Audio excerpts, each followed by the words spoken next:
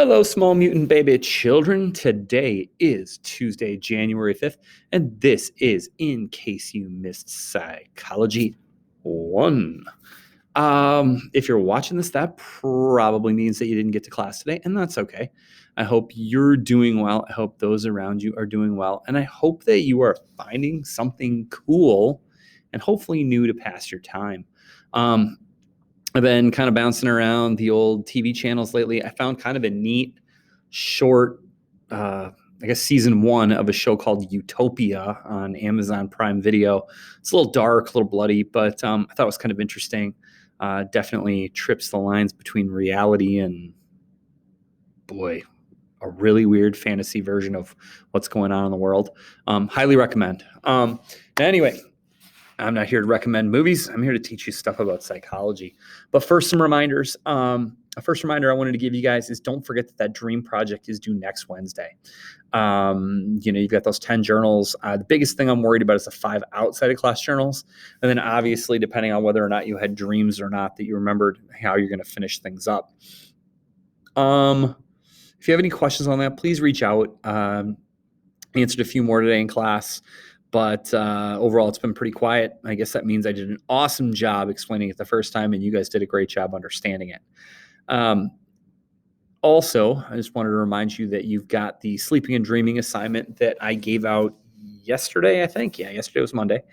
And that is going to be due Friday by midnight. So make sure you get that done. That's going to be the last assignment that we are going to have this semester. And last but not least, if you want any late work, late tests, late quizzes, anything like that, I'm going to accept that stuff up until next Friday at midnight. I think next Friday is the 15th, according to my calendar. I'll take that stuff that long. Be checking your grades. Okay.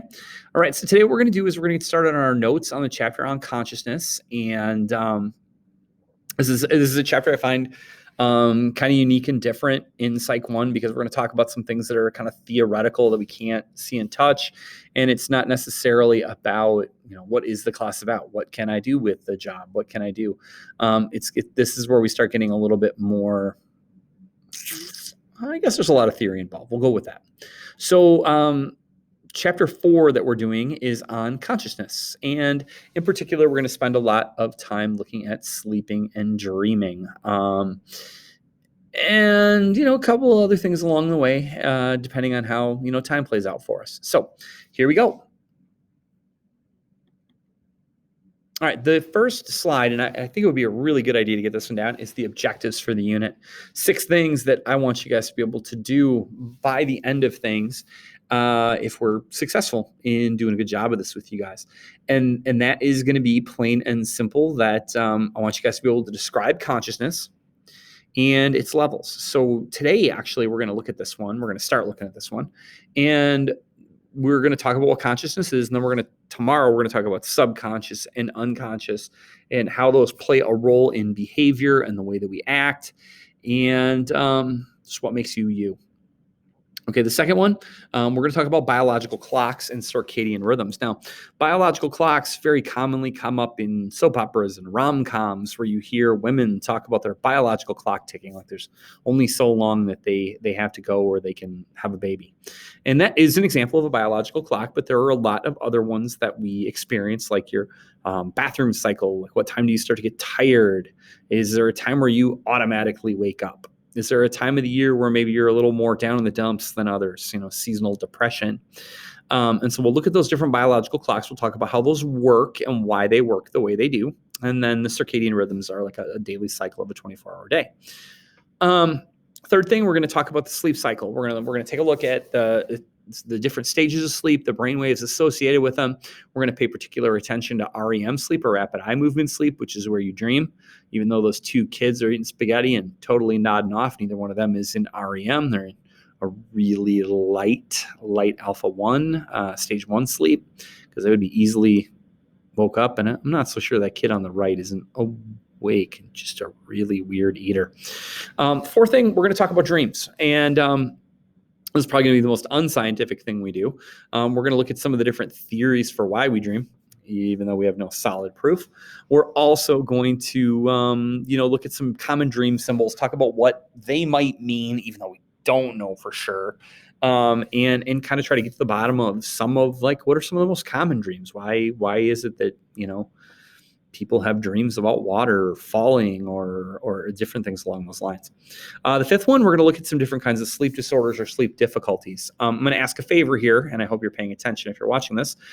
If you have any kind of like sleep issues, insomnia, restless leg, sleep paralysis, please make sure and either chat me or email me and let me know that that's something that goes on with you, because I want to make sure that I don't skip over anything that's important to you guys. I'm not going to put you on the spot. I'm not going to say like, Chris emailed me and he said he has, blah, blah, blah, blah, blah. I'm not going to do that. I would just make sure and work it into what we're talking about, just in case I might not, because I'm not going to be able to hit every sleep disorder. Last but not least, if we have time, we're going to talk about hypnosis and meditation. We're going to talk about their role in consciousness and where you're at when you're doing those. May talk a little bit about daydreaming in there too. And if we get some time, maybe I'll work in some stuff about deja vu. We'll see how I feel about that one. I'm skeptical.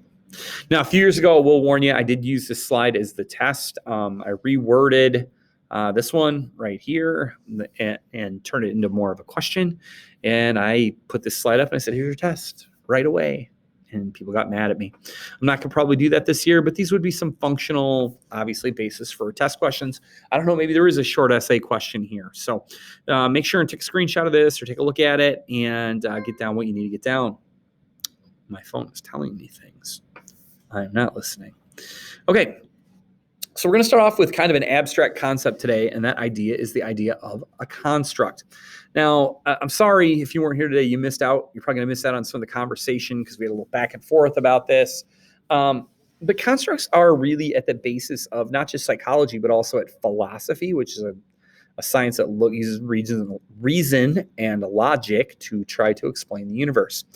And really what constructs are, and the reason we're talking about them here is, obviously, we can't prove that I'm really here. I can't prove that you're here. I can't prove that you're not asleep. I can't prove that I'm awake. I can't prove that we're not dreaming. I can't prove that we're not in a coma. And there are just kind of some accepted truths in life, things that we've learned to believe because, well, we've got enough evidence to go off of, or we think we have enough credible evidence to go off of. And so I want to lead with this idea, because what we're going to talk about a lot of ideas that are very abstract, and we need to have a basic understanding that odds are these things exist, but we don't know for sure. Now, obviously, I picked a clip. That's Keanu Reeves playing Neo from The Matrix. If you've seen the movie, I think you might understand why I chose the thing I chose to talk about, the difference between an accepted reality and what might actually be. Okay, and I'll come back to it at the end of the slide. A construct is basically a concept that requires you to believe in something, someone, an idea, a place that you've never been there, you've never seen it, you've never touched it, you've never met anybody who's been there, but we generally accept that it exists. You believe that it exists. And no, I'm not talking about Idaho. Okay, we all know Idaho is actually a place. It's on a map. People live there. But I'm talking about some really abstract concepts.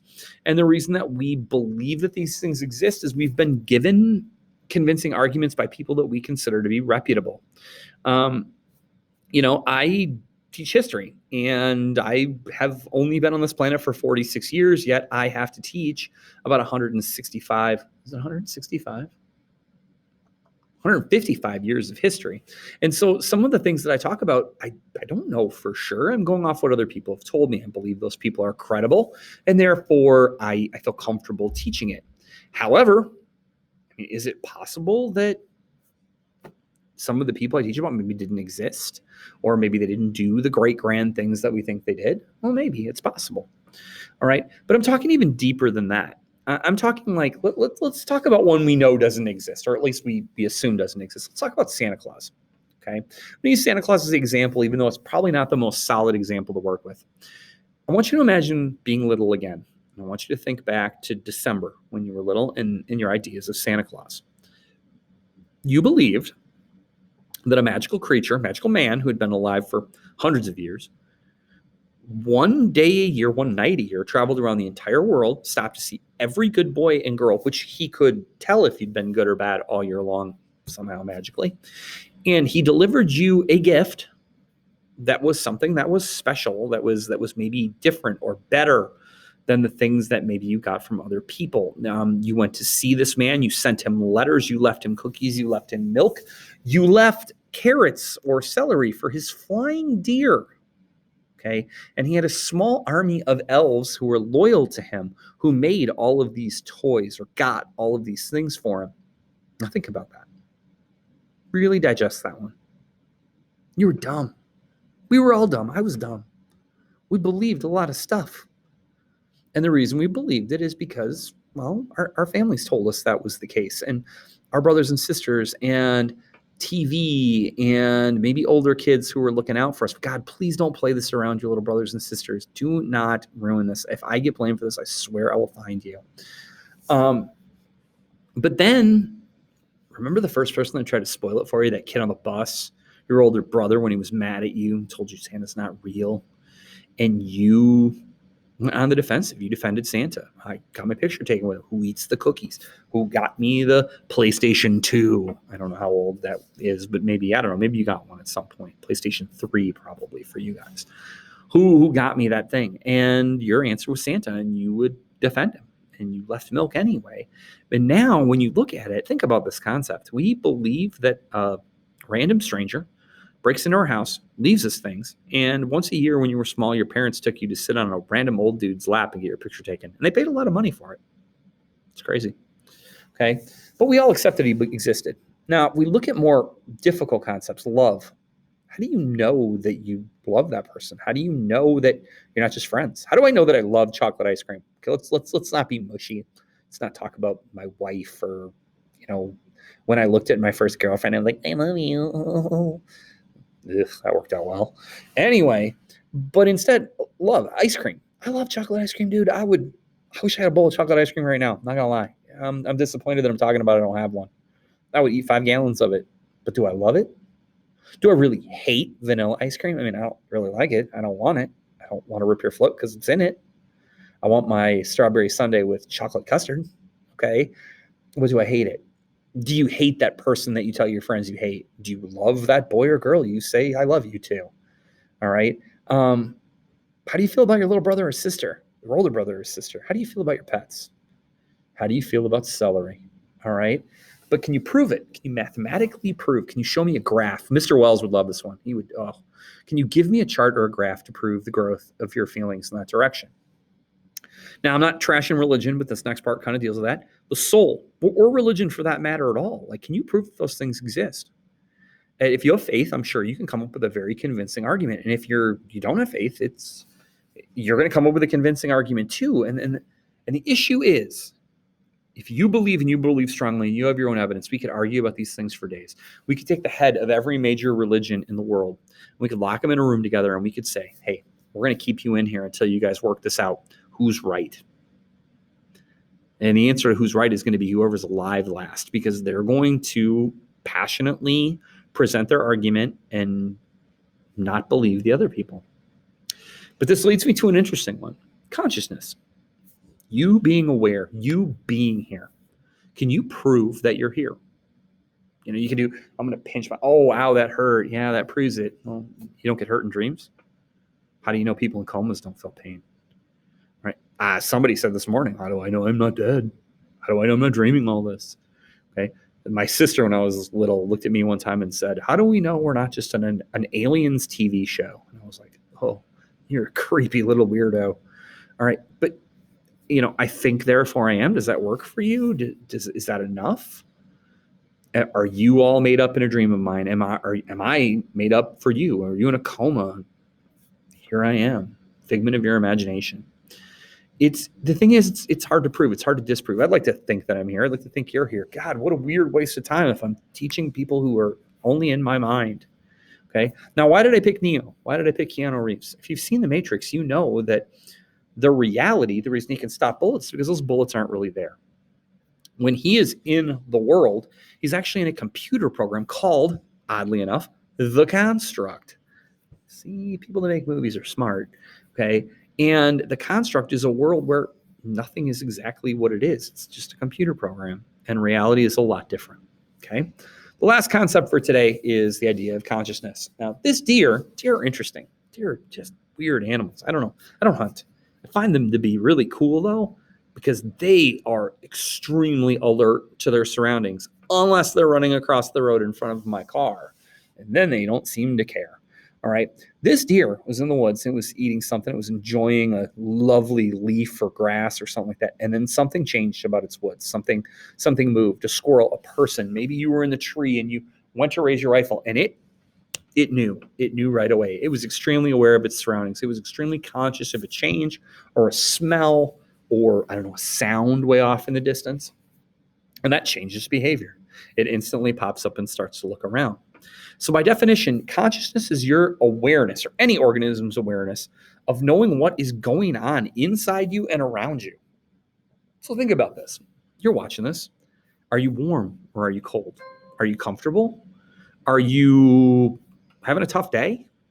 Is the TV on too loud? Is your computer on too loud? Is your right earbud not living up to your left earbud? All right. Does it smell odd in your house? Did your lunch taste funny? Is someone trying to poison you? Okay. But you're aware. You know what's going on. You can hear my voice. You know it's me. You can see me. You're aware of the fact that I've been blathering on for probably way too long at this point. Okay. Now, can we prove that exists? No, you can't. You can't. But let's accept that we're here. Let's just say for a minute, let's all play on the assumption that this is all real. Okay. Now, one of the interesting things about consciousness is it's like we all get born with a blank map. Okay. And as we learn things and as we know things, our map becomes bigger. Now, I'm not just talking about physical places. When I was a very small kid, I didn't know that Marshall, Wisconsin existed. It wasn't on my map. Then I called and got an interview, and I found out that Marshall was a place, and I said, oh, it's X far away from where I am. And then I came here and I drove around and I started to put things on my map. Little America. Oh, Marshall High School. Oh, this church, that church. Oh, Quick Trip. All right, all these different things. Now, over the years, the map has changed a little. Things have been added.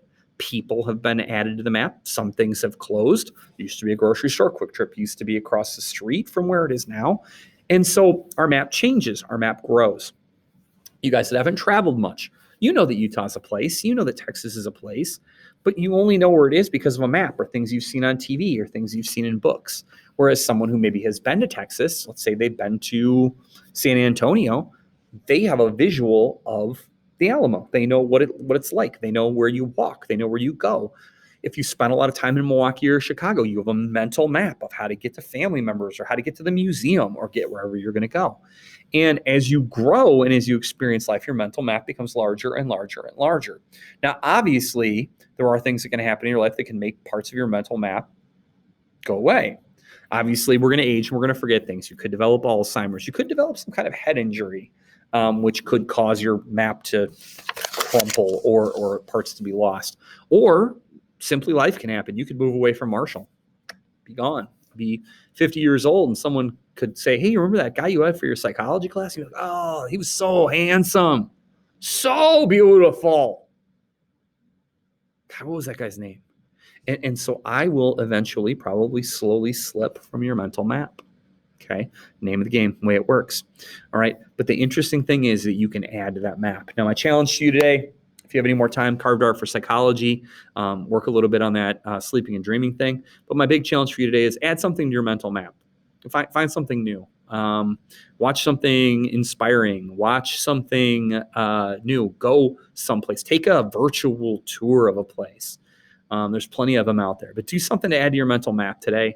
If you have any questions about anything I talked about, please reach out. Have a great day. Hope you're well. See you soon. Bye-bye.